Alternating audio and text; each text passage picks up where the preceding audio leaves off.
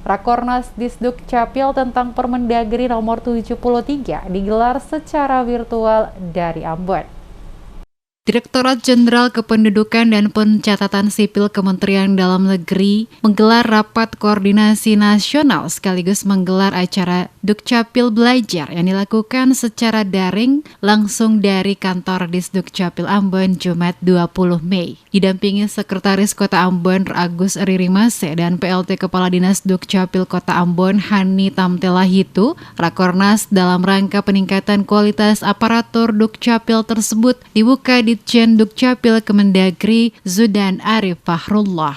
Dirjen mengatakan kegiatan kali ini bertujuan membangun literasi baru dan mencerdaskan aparat Dukcapil khususnya di daerah. Khusus untuk Rakornas hari ini, ungkapnya, merupakan penyelenggaraan yang ke-17 dengan tema Dukcapil Belajar, sosialisasi peraturan Mendagri nomor 73 tahun 2022 tentang pedoman pencatatan nama pada dokumen kependudukan. Menurut Dirjen, pemberlakuan Permendagri nomor 73 tahun 2022 untuk memberikan kepastian hukum serta untuk perlindungan hak asasi manusia. Selain itu, pedoman pencatatan nama juga harus menyesuaikan dengan kolom pada sistem. Berdasarkan Permendagri nomor 73 tahun 2022, nama yang dicatatkan pada akte kelahiran haruslah mudah dibaca, tidak multitafsir, terdiri dari 60 karakter termasuk spasi, dan paling sedikit terdiri dari 2 kata. Jadi kita sebagai penyelenggara layanan Adminduk harus memahami masalah itu secara detil, memberikan solusi secara detil.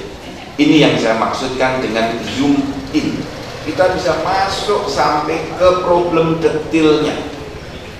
Setelah kita bisa melakukan zoom in, saya harapkan teman-teman bisa melakukan zoom out, melihat masalah secara utuh, koneksinya dengan masalah yang lain, integrasinya dengan masalah yang lain.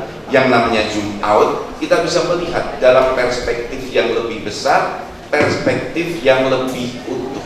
Ini kesempatan yang baik, peluang yang baik, kita memberikan literasi, mengedukasi, mencerdaskan masyarakat di bidang administrasi kependudukan.